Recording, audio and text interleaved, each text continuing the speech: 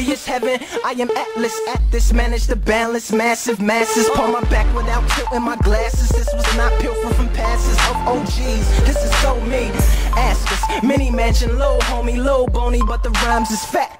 In fact, just like a Rochester customer, God bless the mothers and younger brothers are hustlers. Cause she don't wanna sob at his wake, but he wanna follow in his steps. Bang his hat, learn his shakes, master his swagger in the bathroom mirror. Cop a Chevy, steady mob in his place. Yeah, it's just the problems we face. Look, his mom's in her face and the sun goes shine after all. Sun goes shine on this day.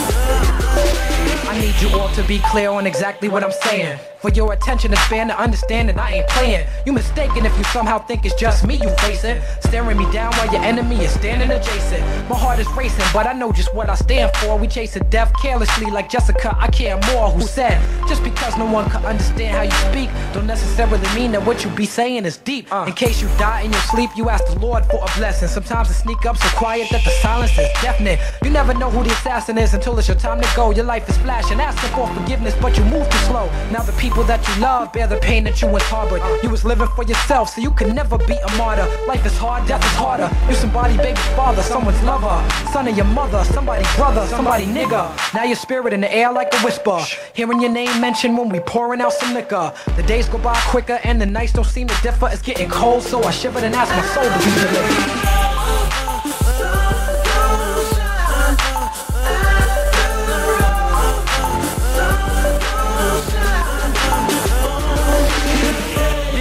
The house that love built that, her renovated that, Section 8 pays for. Well, let's pray for him, let the beat play for him, put his struggles on display for him, cause he gotta go and face the drama with a different face from the one that he used to face his mama. If you look close, you will see it consists of a smile that hurts, an ice grill and a trace of trauma. Little bit of his father, another criterion that's no different from a young Liberian who let the delirium weary him, living in the inner city out of his mind. Reconciliation. I'm cool, I don't foretell best. I ain't nice as MC, I ain't Cornell West, I am Cornell West Side, Chi-Town Rivera. Malcolm exercised the demons, gangster leaning. Who traded in his kufi for a new era? Chose a 44 over a mortarboard. I ain't accredited institute graduate, I ain't from Nazareth. My conception wasn't immaculate, I ain't master no calculus. A good addition to the rap audience. I backflipped on the mattress they slept on me on. Went down joke, knowing this half the battle. Fighting temptation, have an apple. Shake the snakes, pick the system. Let's get into it.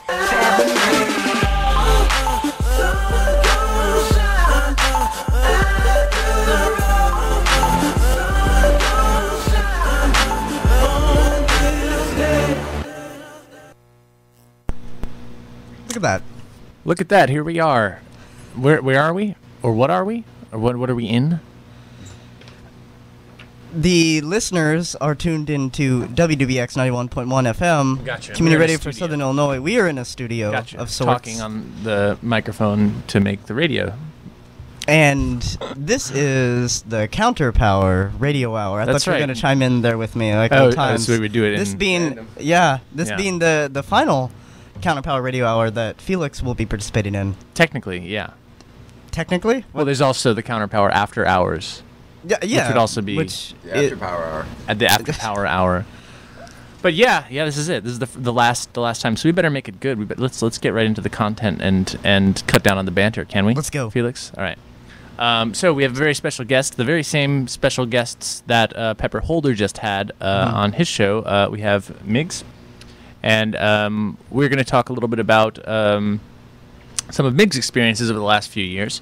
But first, I wanted to kick things off. You look like you have something to say. I do have a... Let me acknowledge you. Really quick initial question for both you and Miggs. So this is, I guess, a criticism that was leveled against the Counterpower Radio Hour. Miggs, how would you respond if somebody called you naive? And I think, especially given your experience, this is really appropriate.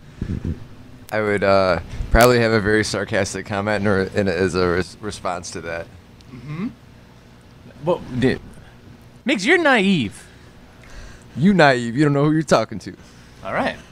There's that. So moving on. Yeah. Okay. Well, thank you for that. Yeah. Maybe we'll develop I a think more so. coherent response. Collectively. I don't know exactly. Well, I have a sense of how I respond to that, but I wanted to kind of inaugurate, maybe as a kind of farewell to Felix. I wanted to inaugurate a little section on the show of mini history lessons. I don't think lessons is the right word, but what would I call it? Resurrections of stories past and is this a nod to my encyclopedic historic knowledge base? Yeah, Okay, exactly. okay, It's going to be the attempt to distribute that encyclopedic knowledge. And are you actually going to keep doing it? Because you said inaugurate. Yeah, but I could totally see you just reading this show and then dropping it afterward. And I found some little gem. Actually, Migs pointed out to me last night a little gem, and so maybe you can say a little bit about it too. But this is a pamphlet that's over at the Flyover Info Shop. It's called "The Stockade Stood Burning: Rebellion and Convict Lease in Tennessee's Coal Fields from 1891 to 1895." And I thought this was appropriate because, we're probably going to be talking a bit about prison issues. We talk a lot about prison issues, and in particular, the phenomenon of prisoner labor, right? Which, as we've mentioned on the show before, is still a continuation of a morphing of straight up slavery, and in particular in the South, just after the Civil War, when chattel slavery was made illegal, there developed this system called the convict lease system, which was basically where a number of new laws were passed that just criminalized poor black existence, and then companies could lease out this cheap slave labor because, of course, according to the 13th Amendment, slavery remained legal within the prison system. So it was a way of getting the same effect as slavery, but through the criminal justice system. And one of the things that's terrifying about this is that, actually the conditions were even worse than slavery for many people. There was something there's a statistic within here that during a given few years, the mortality rate was 50%. They were literally working people to death because they didn't own them anymore. You were no longer a slave owner. You no longer had a property interest in even keeping them alive. So they were sending people into the mines, sending people to build the railroads, and literally working them to death. So it's like Capital's wet dream or our nightmare. Yeah. Yeah, I mean, it really was, and this is how this pamphlet puts this in the context of the transition to industrialization of the South. But one of what this pamphlet in particular is about is how miners, coal miners, and who were mostly white, actually fought back against this. Not just out of some abstract racial solidarity, but because their own jobs and their families were threatened by the introduction of convict lease. So by proxy, there was racial unity. Yeah, so there was racial unity, and what the pamphlet points out is that it was racial unity that had a self-interest component to it. Yeah. So Migs, do you remember enough? Do you want to tell us a little bit about what happened? It's been a number of years. I recently came across this pamphlet in Anarchist Bookstore in Seattle, and made sure I got it to the South Chicago Anarchist Black Cross, which has a very big library and circulates their literature very wide, predominantly probably 98% to prisons. But I read this when I was at a maximum security institution. Whoa. And I loved it. It was I like history a lot, but it really gave me a lot of ideas on how to organize, in prison, but in addition to that, to step over racial bounds to find our common interests and our common goals. Yeah. Because at the end of the day, we're all human, and when there is anything from a natural disaster to certain things, I mean, petty things are stepped aside. It's part of the human condition. It's part of survival. So, I found this very beneficial. It's, like I said, it's been a little while since I've read it, but I could probably paraphrase the whole thing pretty good. I enjoyed it like that. Well, before we get into our interview with you, I'm just going to read a few things from the introduction here because I think it's such a crazy story. And so this is the introduction to The Stockade Stood Burning. On the night of July 14th, 1891, a band of about 100 armed coal miners and local citizens in eastern Tennessee marched on a newly built prison stockade owned by the Tennessee Coal Mining Company. The miners and their allies compelled the guards to release the 40 inmates imprisoned there, put them on a train, and sent them to Knoxville. Without firing a shot, the miners disappeared back into the darkness. Over the next 13 months, the workers would repeat this tactic constantly, eventually torching company property, looting company stores, and aiding the prisoners' escapes. The miners were in rebellion against the use of convict labor in Tennessee mines, which was being used to cut company costs and disastrously undermine the employment prospects and solidarity of free laborers.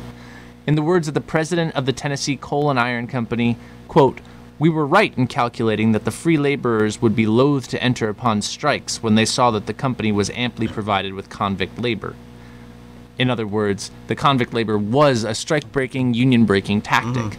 But, as David Oshinsky writes in his book about the development of early Southern prison systems, something happened in Tennessee, something almost unimaginable to the mine owners and the politicians of that state. When the companies tried to intimidate their workers by bringing in convict labor to take over their jobs, the workers responded by storming the stockades, freeing the prisoners, and loading them onto freight trains bound for Nashville and Knoxville and places far away. What began as an isolated protest in the company town of Coal Creek spread quickly across the Cumberlands to engulf most of eastern Tennessee. Thousands of miners took part in these uprisings, and thousands of armed state guardsmen were sent to face them down. The Tennessee Convict War, as it's known, was one of the largest insurrections in American working-class history. And yet, it was largely ignored, and it still is largely ignored. So that's just a little taste of this really, really interesting pamphlet that resurrects this little history. I think too, an important lessons to be learned from this is there was a rebellion, there was an insurrection, there was solidarity, there were principles that were put in place, and we won. Yeah. We won. There's no more convict leasing. We broke the back, and we got the state to turn on the corporations in order to fit the bill of the armed militias, because they didn't have state militias at that time. The militias that they had organized to send in to crush these strikes, they had exhausted. They were exhausted. The corporations didn't want to fit the bill. The state wanted to fit the bill, so it was over with. Yeah. We won. Yeah, so, the victory is very, very important, and I think that we should take lessons from it. Yeah, I think that's a really great point, because the entirety of the convict lease system, at least in Tennessee at the time, which because of this, they argue, this is why Tennessee became the first state to abolish the convict lease system. And the whole thing was based upon it being cheaper, right? And so these kinds of things really drove up the costs, and so they now had to factor in our resistance to their system of neo-slavery there, and it wasn't as cost effective, you know.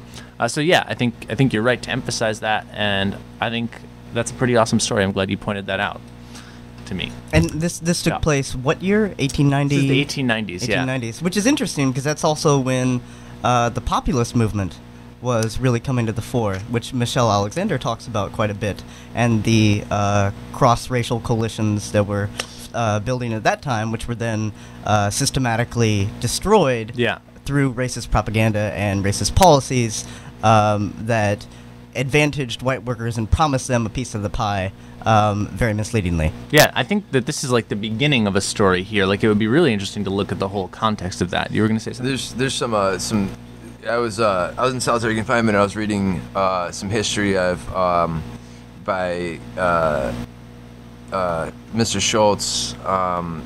He was writing about basically centralized resistance, supposed to decentralized resistance in the history of rebellions, and I was reading about basically maroon communities and how a lot of the areas in Tennessee and where this took place at had runaway indentured servants who were Irish, and you had Native Americans that had already started getting pushed out of their territories from the east towards the west, and then you had these communities of runaway slaves, and they would unify. Sometimes they would intermarry, sometimes they wouldn't, but they would unify when the slave catchers would come. And that's where the term poor white trash comes from. Is actually when I learned that, I took a little pride in it. You know what I mean? I don't necessarily throw out, I'm white trash, but I think we can take it back. But it was referred to because, you know, these capitalists were like, these Irish people are poor white trash. We can't do anything with them. They're ungovernable, and they will shoot us or whoever we send into their communities to round them up, and we can't co-opt them. We can't bring them in to our, you know, our way of life. They're in the foothills. Yeah. We can't do anything. They're poor white trash. They're useful. They're useless to us. Yeah. They're ungovernable, and I think that there's an element. I take an element of pride in that, and that type of history I think is really important. So. You know, it's easy. I think the state has a long history of pitting poor whites against poor blacks, but there's also a semi, like, almost lost history, and this is part of it, of racial unity against empire, against state, against, you know, a foreign body of authority. And I think that, you know, some of these militant resistances that have been successful, I mean, we should take note from that. You know, we should, because this struggle is a continuation of what we're doing now, which was mentioned earlier. So, you know, take the lessons from the past, and let's not waste the time reinventing the wheel all the time. It's notable how Irish immigrants are always at the forefront of anti-imperialist activity, like during the Mexican-American War, because there was this massive anti-Catholic propaganda against the Irish because they were coming in after the potato famine in the mid-1840s, and then and, you know, there were tons of aspersions that were cast upon them because they're dirty and they're flooding the United States and destroying the Republic.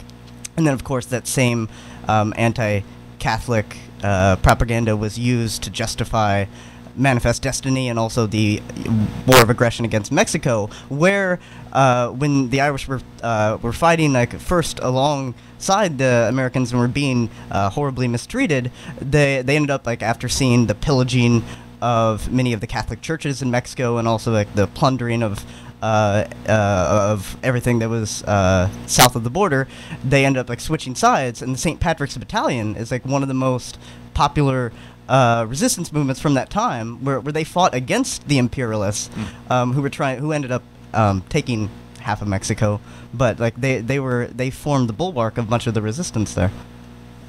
Just as an aside. Dun dun dun dun. The more you know. Thank you. I wanted to now Miggs, you were just on Pepper Holder's show, and I'm not sure the extent to which you got into your own story on that show. You made reference to spending time in solitary confinement, and I just wanted to kind of, like, back up a little bit with that. And so you were arrested with a number of other people around the time of the NATO protests in Chicago. And I'm wondering if you could just talk just a little bit about, like, what those protests were, why activists in Chicago were mobilizing against that, and then why you think, or what the state's kind of response to activists was. Like, was there an entrapment response, and how did that unfold?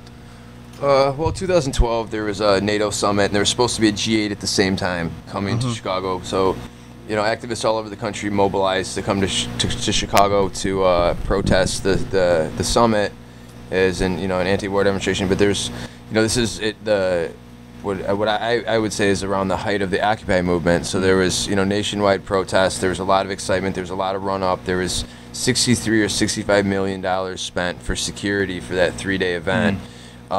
No one in the city wanted it there because it's not something like the Olympics, which didn't come to Chicago, which I'm happy about.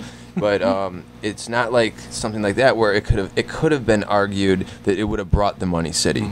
It just would, you know, everyone knew at the summit, you know, and even with the propaganda of the media about these scary protesters, it just solidified the, you know, the average citizen that, why is this coming here? We don't want this.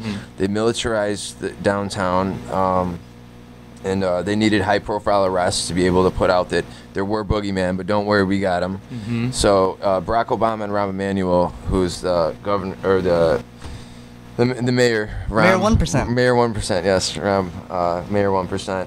They're the only two ones that wanted it there. There was Anita Alvarez, who's a overzealous prosecutor, old Chicago machine. She used to be a prosecutor who prosecuted some of the torture victims of John Burge. So she's got that old blood on her hands and who knows what else. But so they tried to set up some activists. They were successful.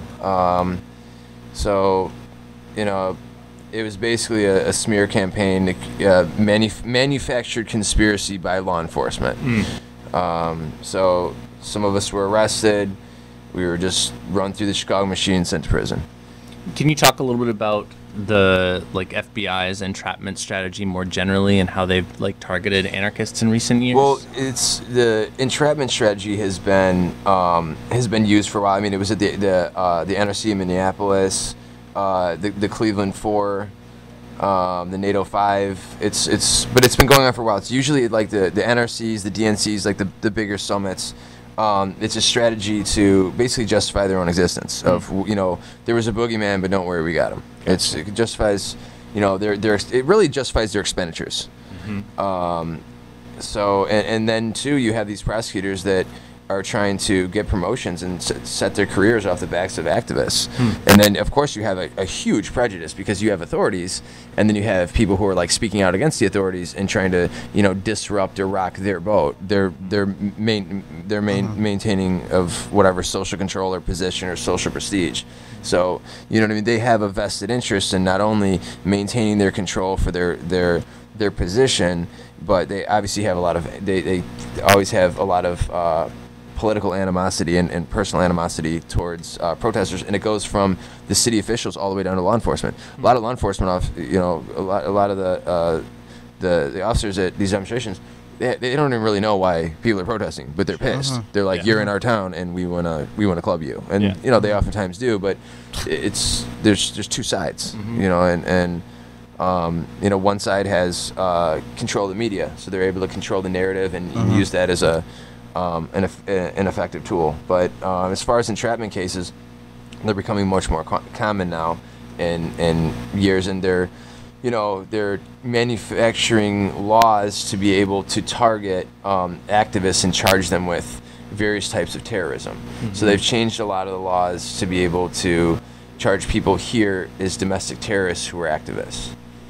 So, I don't know if all our listeners are familiar with the Animal Enterprise Terrorism Act, but that's one of those laws which criminalizes even actions that don't cause any physical harm or even property damage, but potentially cause lost revenue. Also can be counted as terrorism.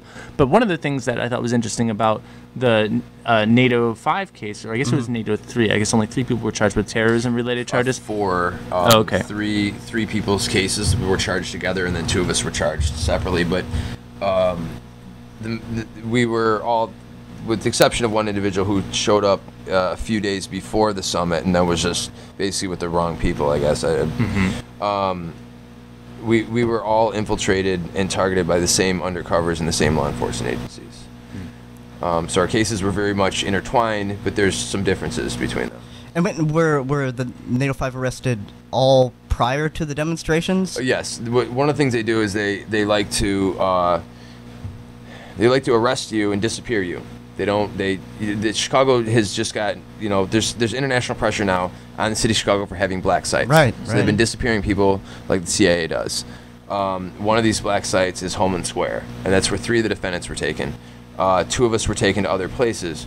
I was arrested, for example, on the south side of Chicago, but was housed way up north. Was not able to make phone calls, was not able to communicate with anyone because they wanted to announce to the media at whatever time they wanted about, we got the boogeyman. So, strategically, I was able to steal 2 cell phones off of one of the desks. So I was able to really screw up a lot of arrests for them and be able to reach out and make sure that, at the time with all the stuff. I didn't know if I was gonna live through it, with the adrenaline and everything. So my mind was just on, I need to find out where these other people are, because there's other people missing, there's other people unaccounted for, and law enforcement has infiltrated the black bloc. So, you know what I mean? We need to, this needs to be known that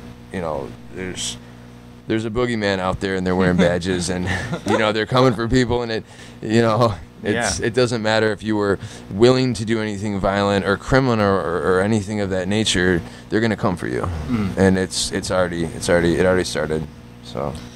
And so, Felix was actually in Chicago in May 2012 during the NATO demonstrations, and so I wanted to get your take. So obviously you were not present there for them, but I'm sure. Unfortunately. Yeah, I'm sure you've read quite a bit, and I wondered whether you thought the direct actions that took place were in any way successful, and then your assessment of the militarized police response.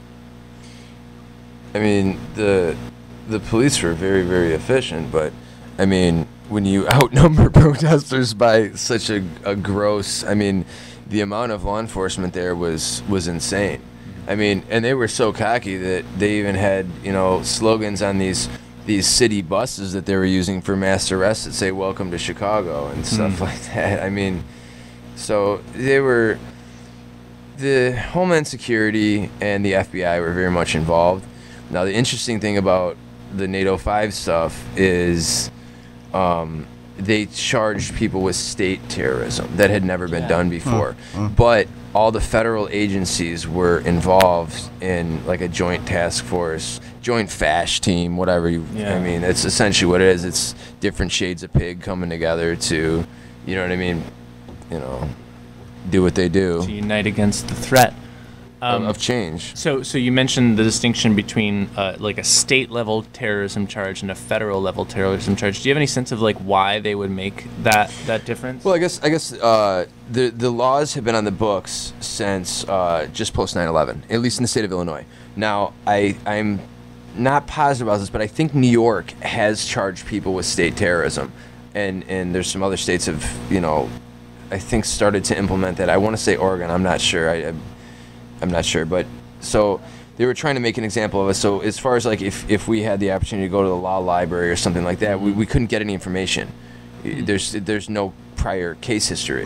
So they were trying to essentially set the books. And I think it's important to say Sabi copped out to making a false terrorist threat. He was one of the NATO 5. Essentially joking about terrorism while intoxicated, given alcohol by law enforcement. You know what I mean? And basically joking about it. He copped out and was given a small sentence because he didn't have much of a case, and I could have testified on his behalf. So he copped out in a non-cooperative plea, which non-cooperative is very important because you don't make statements against other defendants. So it's basically pleading guilty but never talking. So that's very important. So he copped out, and he was charged with making a false terrorist threat. So he took a conviction. Now, the NATO, the other 3 that were charged with terrorism, they beat their terrorism charges. That's never happened in the history of the United States. There's 600 and some cases of terrorism. Everyone's either got found guilty or copped out. So we stuck it in Anita Alvarez's face, who was very angry about that. And, I mean, it still wasn't, it wasn't a victory across the board. We all suffered. We were all incarcerated. We all went through a lot of stuff. We were all, personally slandered and embarrassed, in the media. I mean, we all went through a lot of stuff. We were all in a, bad situation, and the 3 people were also, found guilty of lesser things because they're still going to get you. So I mean that still happened, but I think it's important to have that victory of a jury finally stood up and said, terrorism. You people have lost your mind. We're saying no. And that's not happened in this country's history. And with the whole frenzy of the use of the word terror and terrorism, with the United States and Israel never wanting to define it, because then they can't operate the ways that they do, because that would also constitute as terrorism. But for United States citizens to stand up and be like, you people have lost your mind.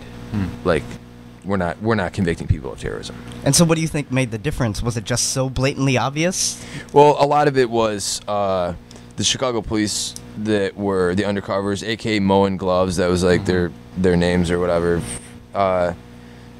It was they lied so much and they got busted out so bad in court. The National Lawyers Guild in Chicago and the defense, the legal defense that we had was incredible. Great attorneys. I'm personal friends with several of them after this. They did great work, and they just smashed them. And I mean, they're getting caught up in lies over and over again on the stand. I mean, it was embarrassing. And I think the Chicago Sun-Times and Tribune actually fell back on like reporting on some of that during that time. And they actually kind of were making some jokes against Chicago Police Department and about the case, when everything prior and everything from the beginning of the talks of having the summit in Chicago was, let's slander the protesters, let's and you know, some of the defendants in this case were detained by police. They secretly videotaped the entire incident, the entire detainment, and you know, with the media talking about these good protesters, bad protesters. You know, it's scary, and there's these anarchists. They're scary. They're gonna come to Chicago. They want to destroy stuff, and then you know these police we're gonna find you at NATO. They made a reference to 1968, the DNC, where there's a lot of violence by Chicago police done on the protesters. They made a comment. Do you remember? You remember 68? You know, when we're gonna see you in NATO, we're gonna crush your skull. We're gonna crush. We're gonna find you. We're gonna find you. We're gonna find you. And one of the others says, "Whoa, save it for NATO." So this was put on the internet. So it forced the police superintendent Gary McCarthy to have to do a press release about it. So there's reasons why some of us were like targeted, like leading up to this summit. So it kind of it upset them. So then well, my point is like the Chicago Tribune and the Chicago Sun-Times that are very pro-Chicago police, you know, it's very, very corrupt politics. For them to, you know, be in bed with them for so long, and then in some of these trials kind of switch sides a little bit and mock the Chicago Police Department, or not stand by them how they were, I thought was interesting. However, after there were some guilty pleas, the next articles that were run were they completely mirrored State's Attorney Anita Alvarez's talking points. So it's very clear that, you know what I mean, she made that phone call up there and was like, no, you're saying this. So it was interesting. It was a long ride. There's one more defendant that's still incarcerated that could use support. Legal name Jared Chase, goes by Maya, and you look up NATO 3 online, you can get his information, her information. She identifies as female now, and she could use support, you know, and she has quite a few more years now. I wanted to ask you a little bit about like some of the kind of like long struggle that you've been on here, and like I was wondering if you could say something in particular. I know you were mentioning this a bit on Pepper's show, about like what it was like to organize within a maximum security institution in particular, and also like how you're identifying as an anarchist like related with existing structures of like gangs and existing like power structures within prisons, because that, it seems to me from some of the things you've mentioned to me, like that you did a lot of very like serious and like challenging work on those fronts. So can you just like talk a little bit about that and some of the consequences that you suffered because of it? Okay. I mean, the consequences, I think I don't necessarily care about them, because the things that the objectives that I had, we were able to what I wanted to achieve, I was able to achieve. So, I mean, as far as the consequences, I took some pretty bad beatings from the guards. I spent, time in solitary confinement. I spent a lot of time in the hole, got some stitches, I went through some stuff, but being able to continue to get back up and continuing to push forward, a lot of the prisoners had a lot of respect for me because, I had a cause and I continued to push in that direction.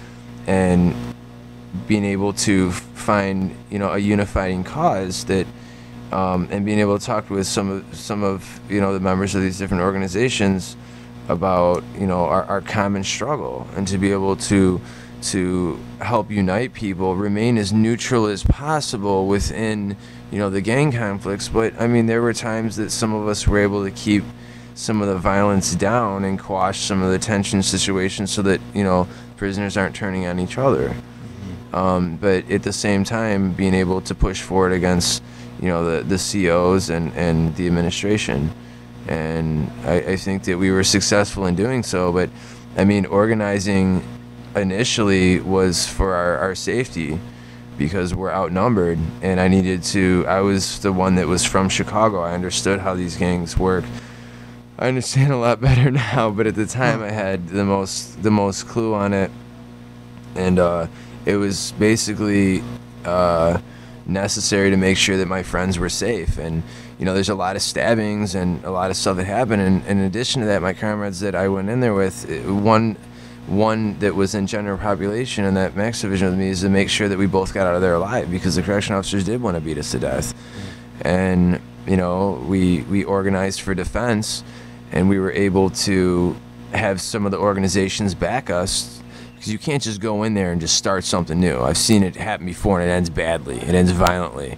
But to go in there and not be considered folks or peoples, and be able to have our flanks covered, and then end up having study groups and multiplying our numbers. Like, we just got in there and we started like building numbers and organizing and doing all this stuff that I'm not sure has ever been done in that institution. If it had been, it was back in the 60s and 70s when there's other revolutionary movements. And the administration tried to push us into protective custody. 3 of the defendants went into protective custody. One of the other ones, I was able to talk out of it, and I told them, no matter what, refuse it. Because you can refuse it. They're going to lie to you. They're going to try and get you in there. But we're going to, in the general population, I'm going to find you. We're going to organize. We're going to get even. We're going to keep fighting.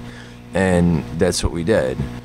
So we were able to keep each other safe for the most part, and continue our struggle. And I mean, there's a lot of things that came out of that. And there's a lot of people that dropped out of their organizations and end up becoming anarchists and organizing. And some of these people since I've been out, I've taken care of when they came home, because I was a little established enough, like situationally, to be able to care for some of those people who came home, and they're out here now, and they're revolutionaries, they're radicals, and we were able to do that. And I think that's very successful. And I mean, I had a lot of support through the experience from the activist community, so I came out a lot stronger. But I came out a lot more damaged in a lot of ways too.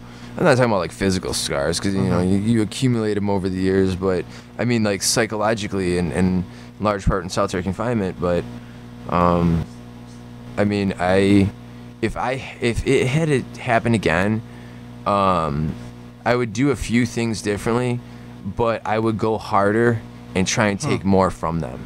You know what I mean? I mean, it is what it is, man. But I think that we did pretty good, man. And for the administration putting us in the worst divisions, thinking the gangs were going to crush us, to hear somebody tell the superintendent with all these people from the state in this walkthrough, you put him in there because you thought that the gangs were going to kill him, and what you don't know is they're protecting him.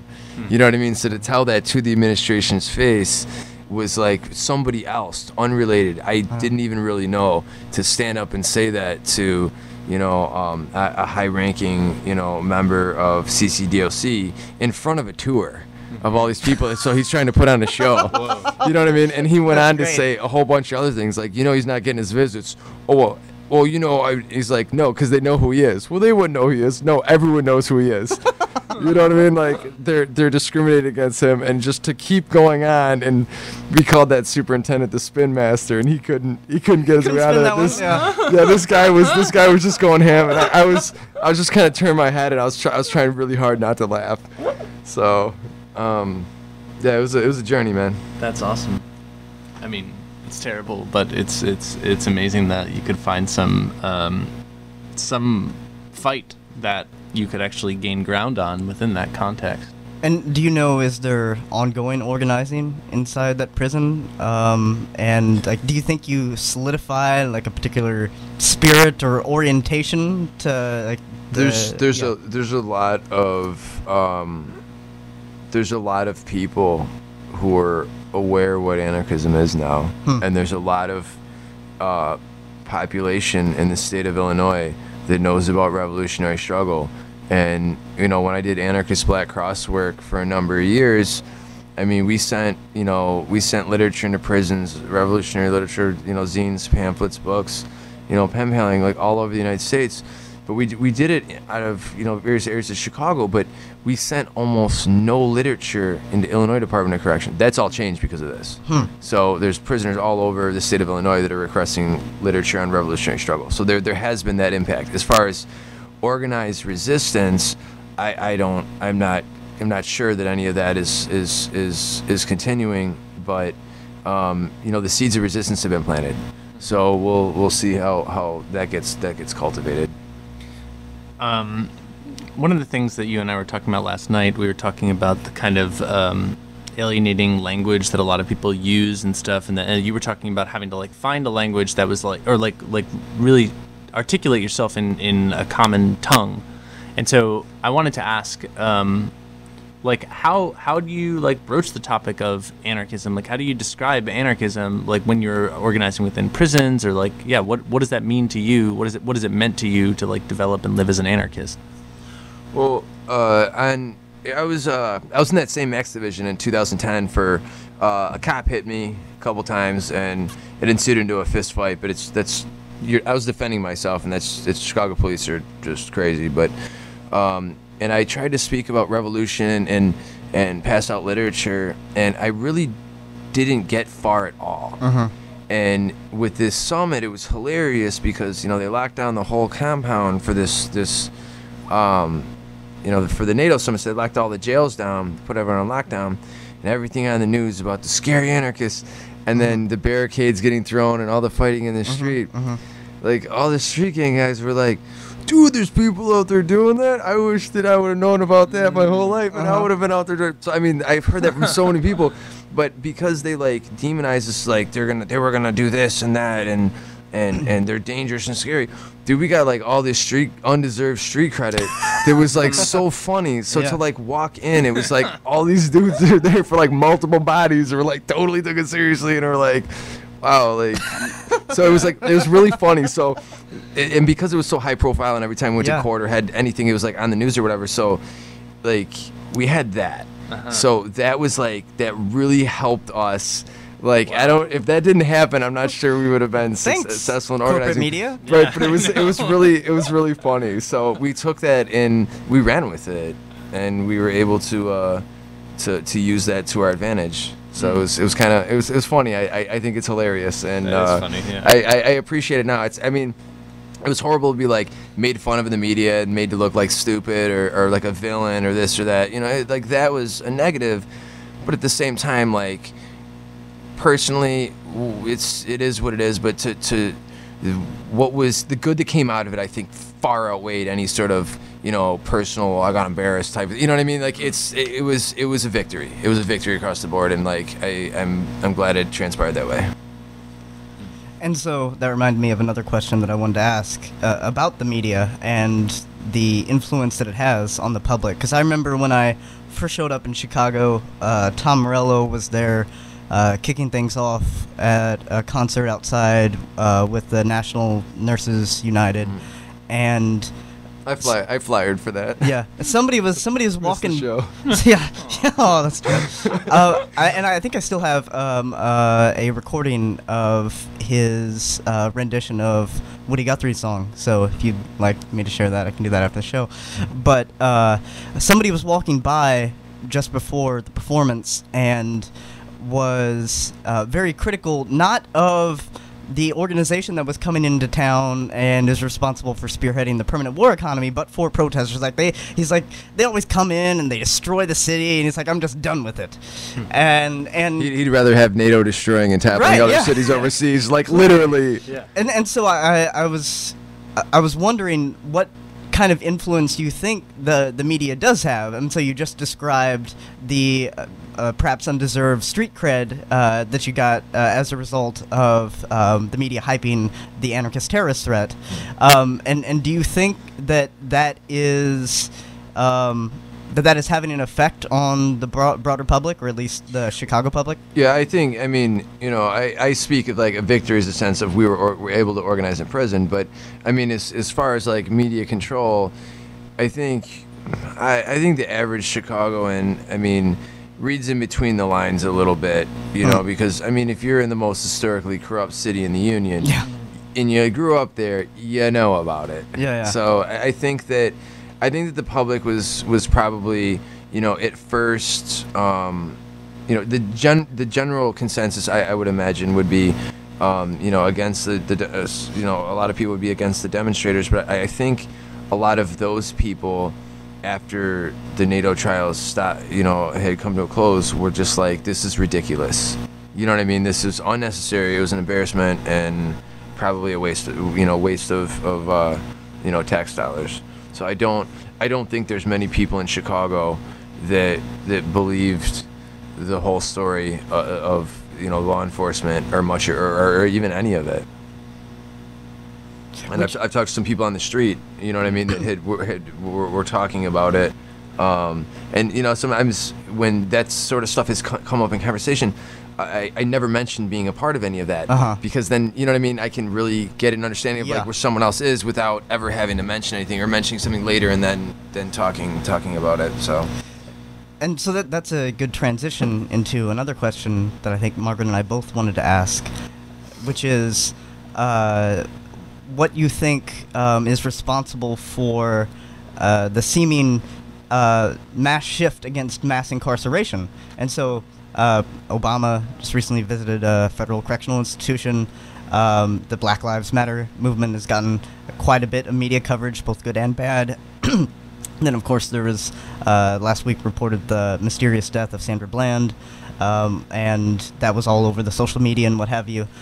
Well, I mean, I just want to like distinguish some of those things, right? Like, sure, because there's the Black Lives Matter movement, there's the continuation of lynching, but then there's this really like strange thing about like not just Obama, but also like Newt Gingrich and the Koch brothers and like all of these like major political and economic players coming on board with a desire to reduce the prison population through something other than outright genocide, apparently. Right, which you would imagine would be their perspective, but like trying to like reduce the prison population by like 50% or something, and like so like that particular like mainstreaming of the response, and like I mean, how do you feel about that, and what good can come of it first, and then what might be the catches? Yeah, and real quick, sure. Like I don't think they're wholly separable, right? Like okay. I mean, I think well, actually, let's just let Gibbs respond. One thing and then the other, yeah. So it's as far as what are the pros and cons of any mass incarceration? Well, the like what you attribute this elite response and seeming receptivity to trying to end incarceration, like the Koch brothers and Obama and them all speaking out against. Well, I think it's interesting because the right wing doesn't like to spend money, and you know what I mean. It's interesting because the right that has more of a tendency to have the racist fractions in it. You know what I mean? The reactionary, tough on crime. You know what I mean? That's predominantly the right wing that does this.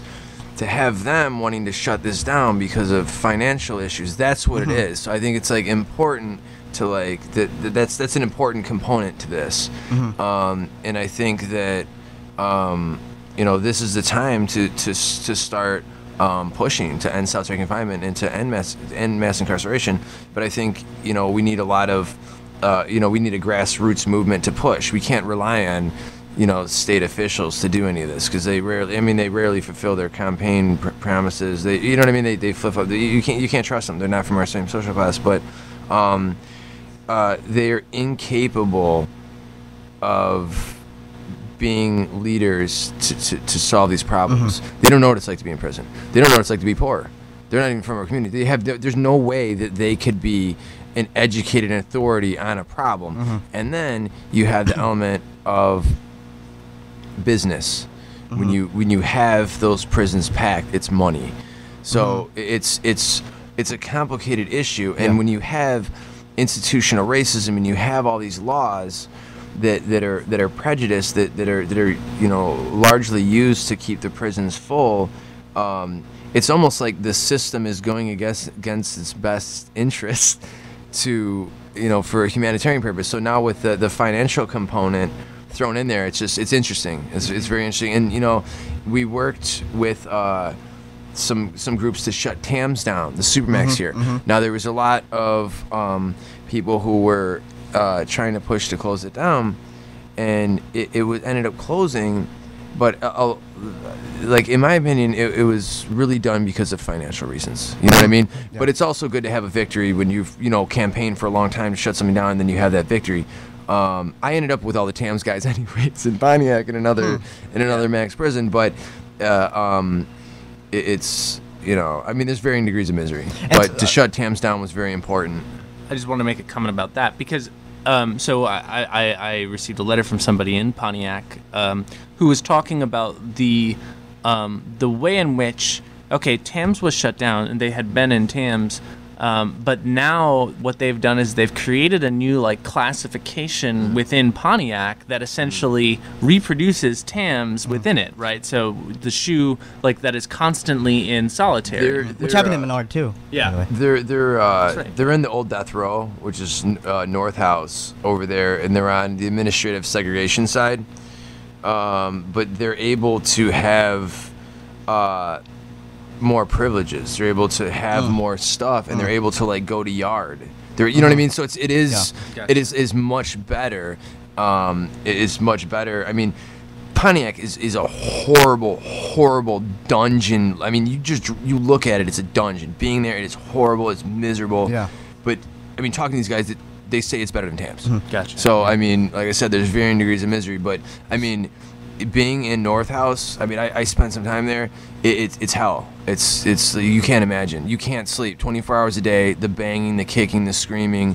It's louder than a factory. I had to shove toilet paper in my ears and wrap a towel around my head. So when they would come to put my food in and take all the chains and make all that noise to throw it through a little slot, I couldn't even hear that 4 feet in front of my face because of the noise. So I would miss meals. They would come by and collect the trays, and I would miss meals just because I was trying to sleep or keep some of the noise out. Yeah. So I mean, it's a horrible place, but the guys say it's better in Pontiac. And so I wanted to return really quickly to what we were talking about before, prior to Margaret cutting me off, but for a good interjection. So you mentioned that there's this complex situation where the business class, they're afraid of certain impediments to profits potentially, but then yet there's still potential to profit off of the prison industrial complex. And one of the things that we talked about on Counterpower After Hours on Saturday night, Sunday morning, was that the existing and ongoing resistance that you've seen, what goes under the Black Lives Matter movement, might be responsible for raising the costs, both in terms of public perception of mass incarceration and just the general shift in public attitudes, and also just the increasingly pervasive opposition to it, which it indirectly influences profits. And so if you think that's a significant factor in raising the costs of doing the business of incarceration. I'm not really sure. Yeah. I don't have any statistics, or I'm not sure. I can't. Yeah. I can't accurately. I don't think I would have a developed opinion on that. I'm not sure, to be honest with you. And then, which kind of brings me to the other question that I want to ask. So, what's going on with the Black Lives Matter movement? Not necessarily properly anarchist or identifying as anarchist, yet a lot of anarchist participation in it. And I wondered if you'd had any involvement with any of that organizing? No, I really haven't. I just recently got off parole about 3 months ago, and I've had a lot of malicious targeting by law enforcement. Everything from getting jumped to getting literally robbed. To, I mean, by law enforcement? Yeah, Chicago police robbed me, took my wallet too, so they took my ID and $1,000 cash that I had, said welcome home. And I was just flew into O'Hare. I couldn't even make it from the cab to the friggin' L. So, but, you know, I've been basically dipping and dodging, just trying. I've been going through a lot to just maintain. I've done, you know, some activism. I've done some stuff, but I've had to be like so very, very careful and really weigh, you know, what consequences are going to come back. Because so many people invested in my defense. So many people invested in like getting me through all of this stuff. So for them to go through all that, I could not do that to that defense or support committee. So I've been very, very careful to try and navigate around stuff. Now that I'm off parole, obviously I'm you know, very, very active. But I missed Ferguson. I missed I missed a lot of this stuff because I was not able to travel. All right. Well, we're getting to be about done, but I want to thank you, Miggs. This was a great surprise that you just showed up, and it's really cool to talk with you. Felix, do you have any final thoughts on your last Tuesday morning show? I was curious what our caller had to say. Oh, no, it was about something else. They were just disappointed we're not streaming. I want to make a little... I will let them know, though, that most of our shows are going to be available at WDBX.org and as well as on the Flyover Info Shop site, flyoverinfoshop.org. So if you want to pass this on to anybody, this excellent interview, you can find it there. I also want to remind our listeners and everybody that July 25th, that is this coming Saturday, there is the Community Bill of Rights kickoff event. That is from 3 to 6 p.m. at the Town Square Pavilion. And the Community Bill of Rights is, as I hope everybody knows, one of the anti-fracking strategies that you know, is a really interesting and important political strategy. And it would be great if people came and learned about it. So it's from 3 to 6 p.m. On the 25th at the Town Square Pavilion. And tune in Saturday night, early Sunday morning, midnight to 2. For the final Felix show. And we'll be back then. We the people are the ones who gonna have to fight. We used to say, which side are you on? Which side are you on? The truth is, we're in so much debt that the only way out is revolution or war. So now the question is, which side are you on? Which side are you on, boy? Which side are you on, my lord? Which side are you on, boy? Which side are you on, my lord? See, before I draw the line, let me welcome you close to all the folks who knew Obama sold the people a hoax. Gave the money to suckers while our community's still poor.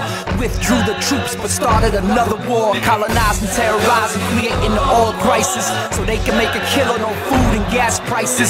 Prisons is filling, they trying to lock up the future. Militarized borders and control of computers. Wanting stupid bumping music that ain't healthy for the shortest. Privatizing schools and policemen in the hallways. Can't be dormant, I'm awoken. Rise up, be ready. Brought the family with us and we hold the machetes. Riding the fence, too many people be riding the fence. Yeah, you say you ready for war, but are you convinced? I'm not convinced. If you're a rider, freedom fighter, crowd excited, then let's do this. We can make one big united, middle finger